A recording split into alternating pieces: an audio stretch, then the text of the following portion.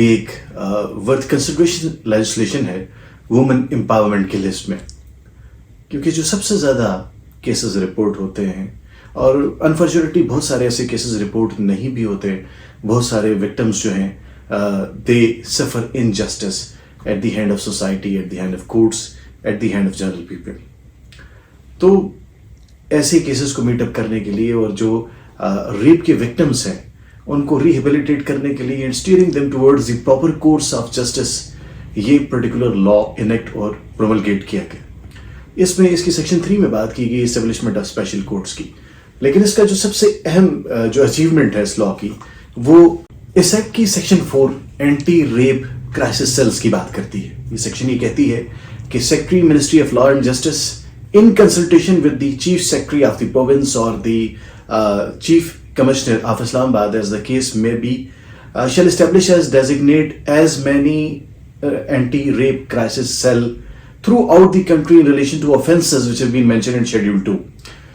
यानी ये जो हॉस्पिटल्स हैं जहाँ एडिकेट मेडिकल फैसिलिटीज हों, उसमें जितनी ज़रूरत हो उसके मुताबिक एंटी रेप क्राइसिस सेल्स जो हैं वो बनाए जा सकते हैं with respect to the offences mentioned in the schedule 2। यानी इसकी शेड्यूल 2 में इस एक्ट की जो ऑफेंसेस हैं उनसे related anti rape crisis cell बनाने की, इस्टेब्लिश करने की बात इसमें की गई है। और उसमें ये बताया गया है कि ये जो एंटी रेप क्राइसिस सेल हैं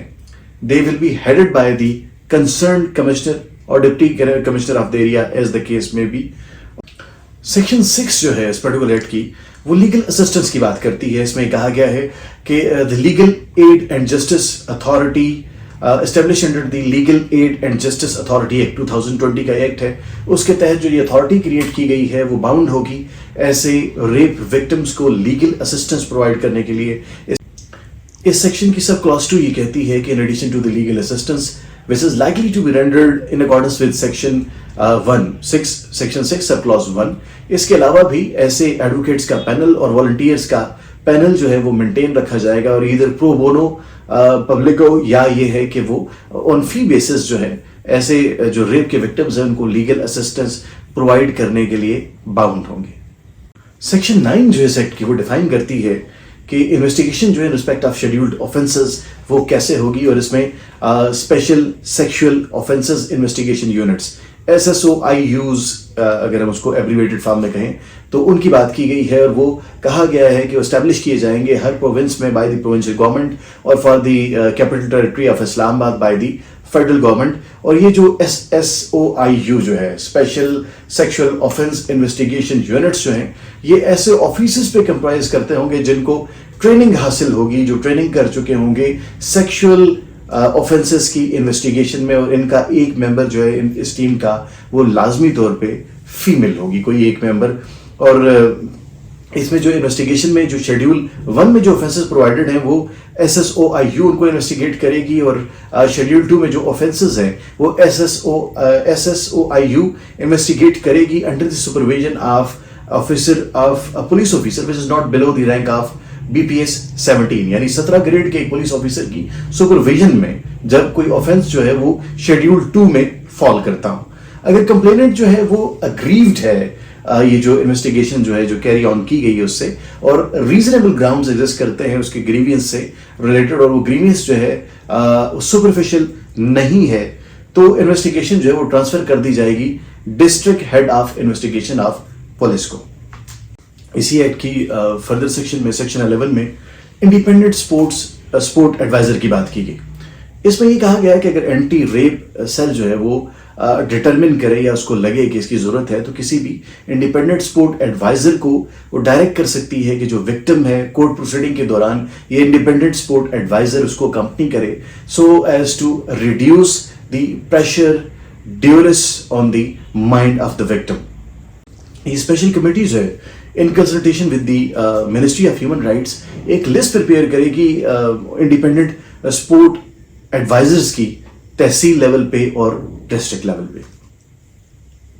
ये स्पेशल कमेटी जो है फर्दर्स में ये कहा गया वो इन consultation with the ministry of human rights एक लिस्ट कर सकती है किसी सिविल सोसाइटी को या नॉन गवर्नमेंटल ऑर्गेनाइजेशन को जिसके मेंबर जो हैं वो इंडिपेंडेंट लीगल एडवाइजर के तौर पे किसी विक्टिम को हेल्प आउट करेंगे।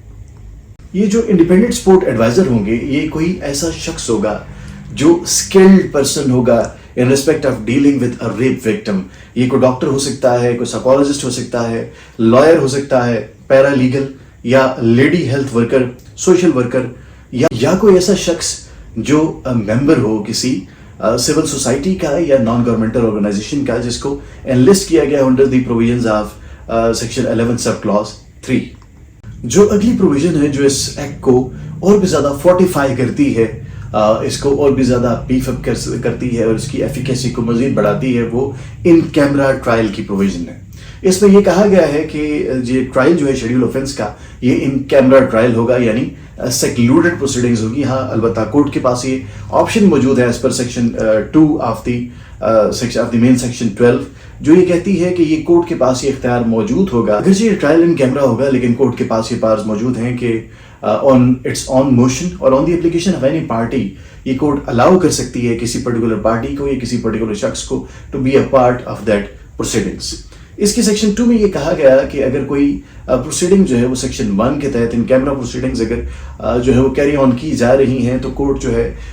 वो विटनेसेस की स्टेटमेंट जो है वो थ्रू वीडियो लिंक रिकॉर्ड कर सकती है और ऐसे यूजेज ऑफ स्क्रीन्स और ऐसे मेजर्स इस्तेमाल कर सकती है जिनसे विक्टिम और विटनेसेस की प्रोटेक्शन को इंश्योर किया जा सकता हो। इसमें फर्दर ये कहा गया कि जहां कोई प्रोसीडिंग अंडर सब सेक्शन 1 यानी इन कैमरा ट्रायल अगर चल रहा है किसी अदालत में, तो किसी भी ब्रॉडकास्टिंग एजेंसी के लिए ये इलीगल होगा, अनलॉफुल होगा कि उसका कोई भी पार्ट उस प्रोसीडिंग से रिलेटेड जो हो उसको ऑन एयर करे या उसको पब्लिश करे।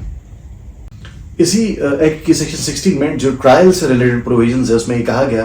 कि जो ट्रायल कोर्ट है वो स्पीडीली ऐसे ट्रायल को कंक्लूड करेगी और एक्सपेक्टेडली 4 मंथ यानी 4 माह के दौरानिए में ऐसा ट्रायल जो है उसको कंक्लूड किया जाना चाहिए। सेक्शन 17 जो इस एक्ट की वो कंपनसेशन की बात करती है कि at the conclusion of the trial अगर कोर्ट प्रॉपर समझे तो जो फाइन जो है जो इस सेक्शंस में इंपोज किया गया है, ये शेड्यूल ऑफेंसेस में जो फाइन है, उसके अलावा कोर्ट एडिशनली डायरेक्ट कर सकती है किसी भी ऑफेंडर को कि वो विक्टिम को कंपनसेट करे।